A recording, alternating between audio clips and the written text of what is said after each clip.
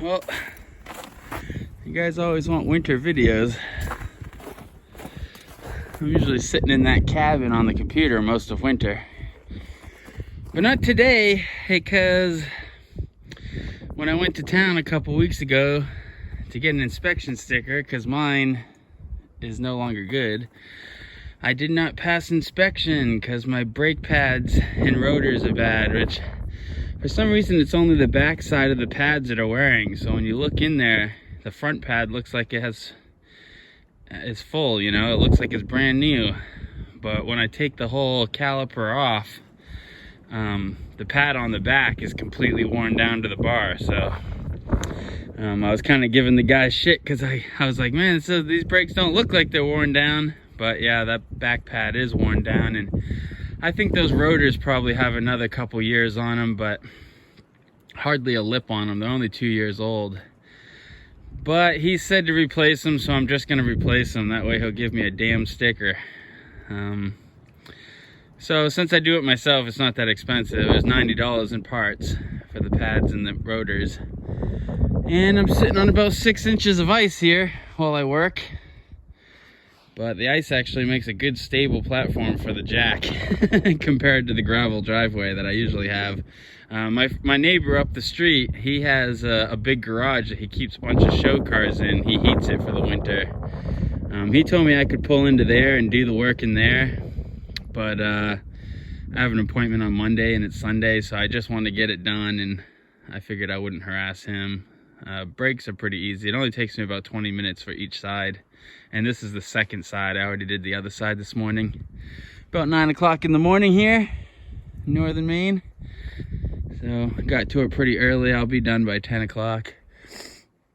So yeah, don't do much for work during the winter, you know. During the winter, I sit in the cabin, hanging out on the internet, hanging out on YouTube. I have my t-shirt store now, and I published some books, and I'm writing a couple other books, and yeah, that's basically what I do, you know, hanging on the internet, try to make some funds. So during the summer, I have plenty of fertilizers, and obviously a little bit of money every year is nice. I can add a panel to my solar panels, and yeah, you know, keep the well pump. I'm gonna dig some wells this year because that well we have, not having a well in the winter is killing me. So I've been buying water during the winter, which is too expensive right now. So yeah, I can get it from neighbors too. They all have wells, so I could go to their house and fill up a 5-gallon bucket with water. But as soon as spring comes and everything melts, I'm gonna dig a well out back here, right here by the cabin, over by the gardens, and I'm gonna dig that by hand, and then I'm gonna put some well points too over in the orchard to see if that works. And then I'm gonna put a well point right at the spring that we usually get water from. I think if I put a well point in there really deep, I'll still be able to get water from that. Not in the dead of winter, but you know, up until the dead of the winter. So next year when I have water flowing, I'll just bottle a lot of water before winter comes. You know, I pretty much need about 100 bottles, 100 gallons of water for the winter, so I'll probably just bottle that up beforehand and keep it in the cabin up against the wall. But yeah, water has been kind of rough this year because of inflation and shipping.